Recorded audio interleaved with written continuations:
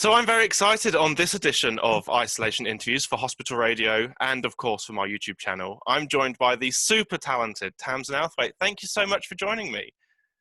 Thank you. What a lovely intro. Super talented.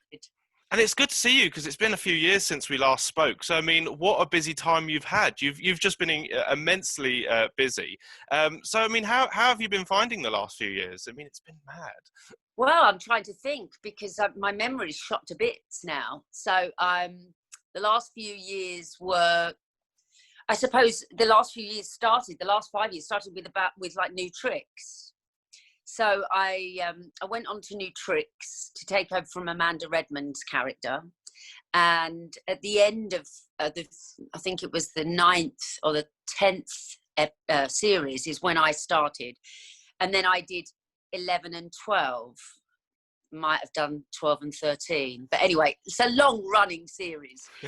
And so I did 2 full series and one half as Sasha Miller.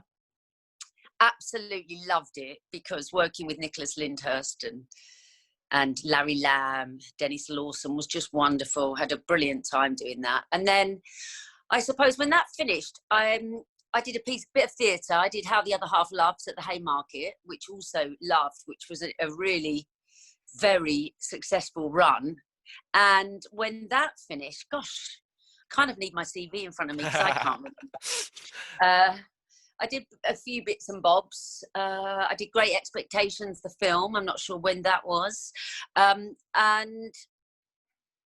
I suppose I know what happened. I did Stepping Out, and I did the tour, and then we were about to go into the West End with Amanda Holden, Angela Griffin, Nicola Stevenson, Tracy Ann Overman, and then I fractured my foot. Because I was actually due to come and see you in that. I'd got tickets, and unfortunately, you had obviously gone off because of your injury. So we were gutted we didn't get to see you. But I mean, that must have been so disappointing to not be able to do that. Yeah, it was. I mean, to be honest, I felt like I'd done 6 weeks of a tour, and I rehearsed the first time and then I rehearsed the second time. And it is wonderful with a big group of girls tap dancing every day. So yeah, I did absolutely adore it. But when I broke my foot, I kind of had to rethink things because I couldn't really run around much like in theatre. And so I thought, well, I need to go back and do some telly, because at least then with telly, you know, you're not really putting too much weight on it. You know, it's not a journey of 3 hours long. So, and then I did a couple of bits like Midsummer Murders, and I did a few guests in things. And then John York, who was the executive producer on EastEnders, came round to my house to see if I would go back to Enders. And I was quite against it at the time, not against it for any other reason apart from I wasn't sure if it was a good move. But I also knew that it was in London and it was 25 minutes from my home. And I needed to be at home with the kids because regardless of what's going on, I am still a single parent and I do still need to go home every night. Although I do sometimes do jobs that are a couple of weeks away, but that is probably the most 10 days to 2 weeks that I've ever done away from them. So EastEnders just fitted in perfectly at that time. And was it a surprise when it came up? Because I mean, it 16 years is a long gap between, you know, playing a character. So did you have any feelings that they wanted you back, or was it a complete shock? No, I tell you what had happened. I'd seen Julia Crampsey, who's the casting director, who's also a really dear friend, and she cast me in the first place. And I'd seen her at the Soap Awards. I was giving out an award, and she came up to me and said something about, I really would love to see you back. And I was like, oh God, I hadn't thought about it, because everyone thinks you're being asked back all the time. But, you know, I hadn't been asked back. And you want to go back with some kind of storyline, obviously. So Julia had kind of sowed the seed in my head. And then I thought, wonder what that would be like. And then when John came round, he was really all about, he said, I just want strong women at the forefront of the show, because it's how the East End works. It's how the show works best. The matriarchal women who kind of run the square. And so that was a really big, it was a turning point, because I thought, yeah, I don't want to go back and just be someone's wife or another person's wife, or, you know, I'd love it if if there is a good reason for Mel to return. And yeah, and I had a brilliant couple of years. I was only meant to stay a year, and then I stayed 2, and it really was quite wonderful. But you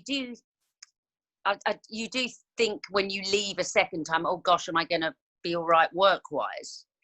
But it couldn't have been busier when I left. So it's all, I mean, yeah, since then it's been the Seagull. I've done some radio.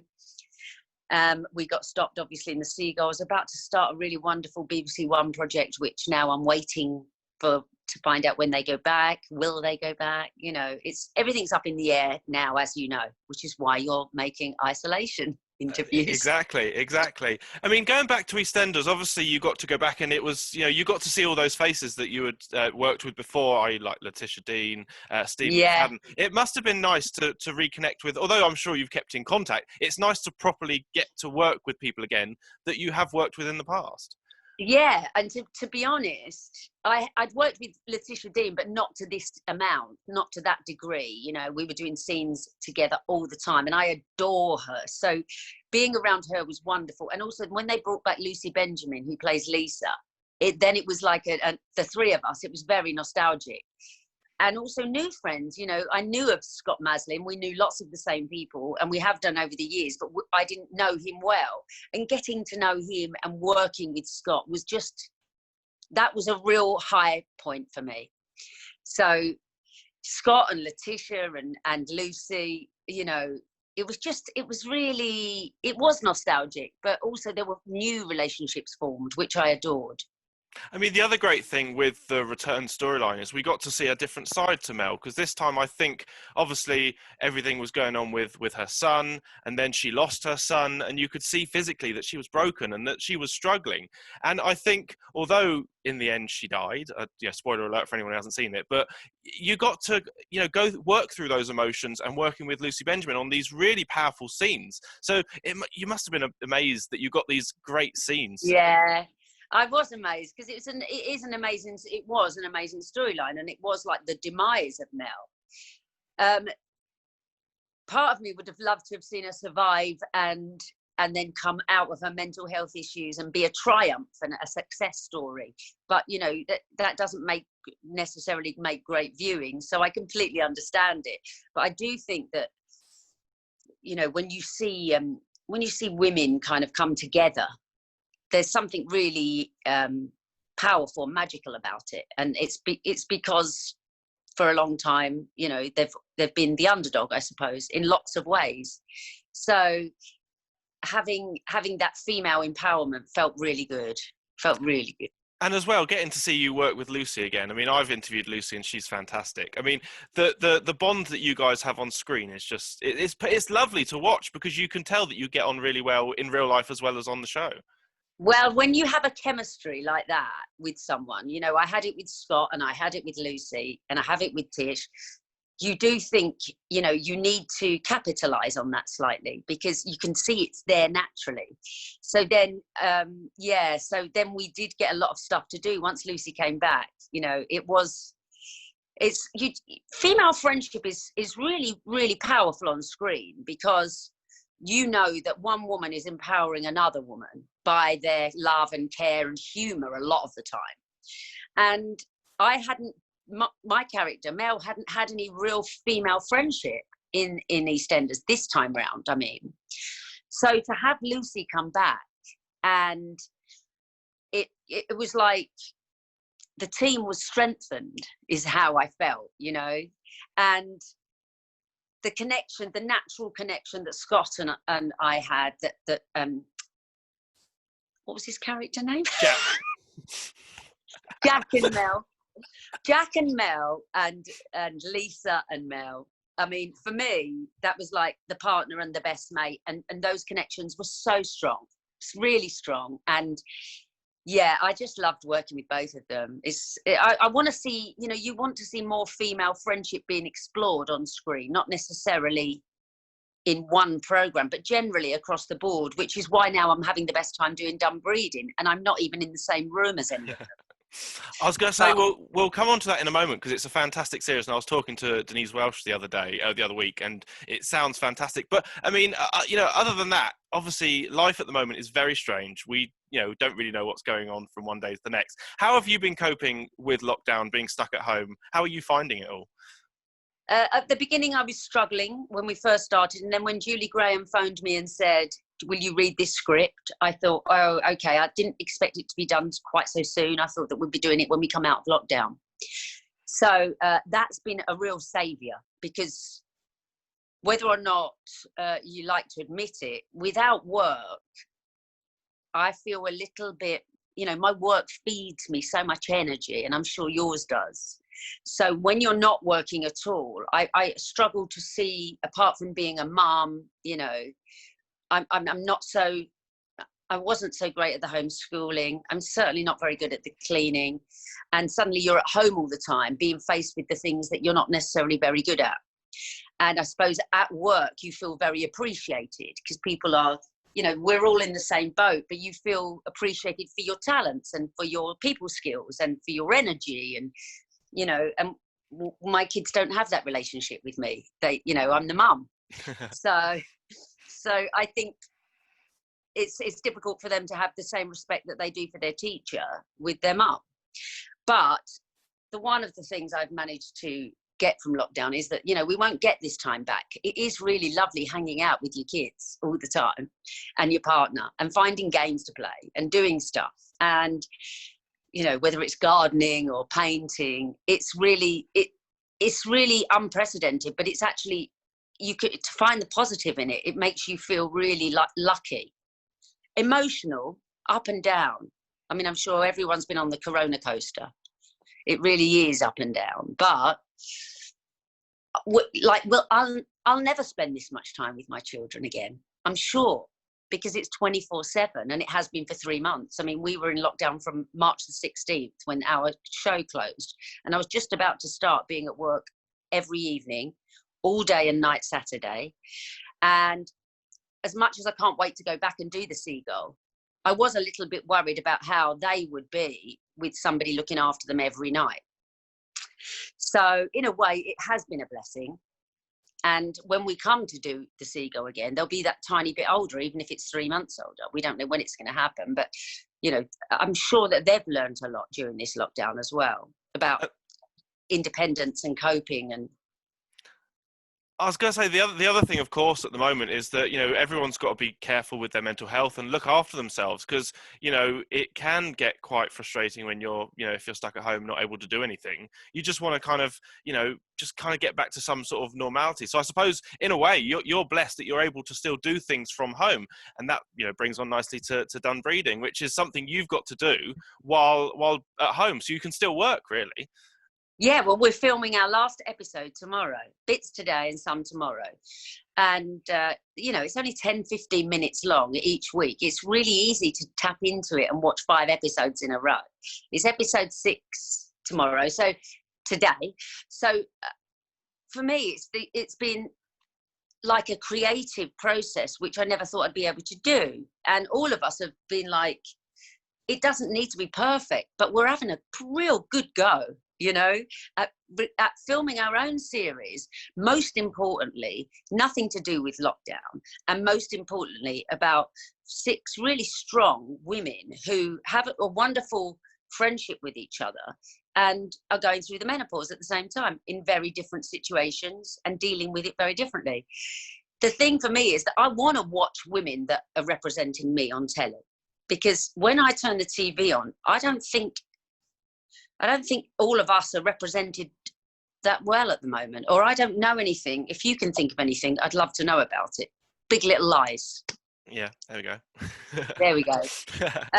There are things, but they feel a bit rare. And doing this made me feel like, apart from suddenly being really cool to your kids because you're on YouTube and not just ordinary telly. Now you're not on BBC One or ITV, Mum, you're on YouTube.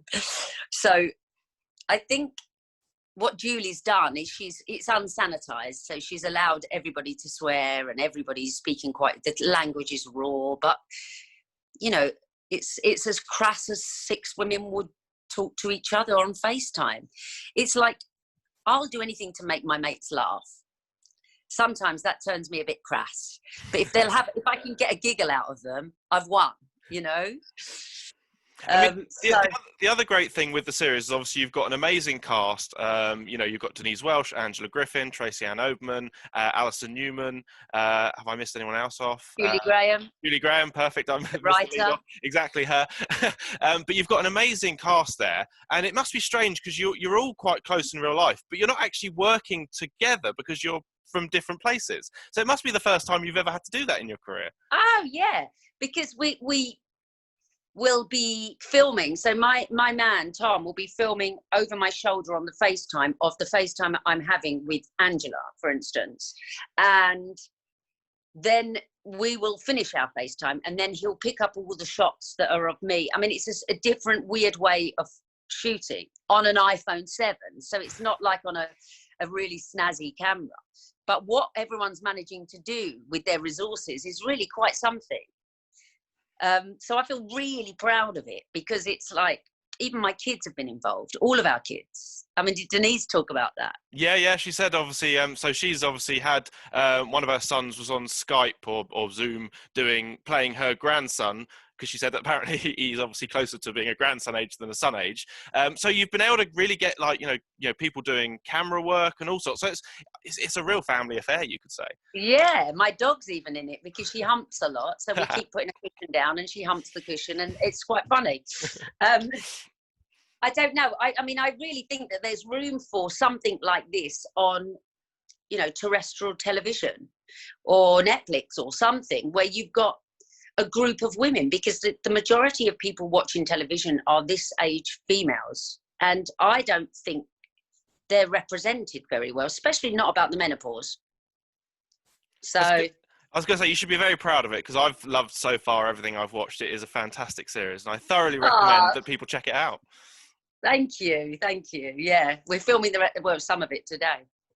Now, I mean, obviously going forward, the life for actors and everything is going to be very strange, because when you get back to theatres and things, I mean, obviously, how long until theatres can reopen? We hear so much of this awful news that theatres are struggling and they're going to struggle. And I mean, how do you fill out a theatre with social distancing? So you must be quite worried about what, the theatre side of things, what's going to happen going forward.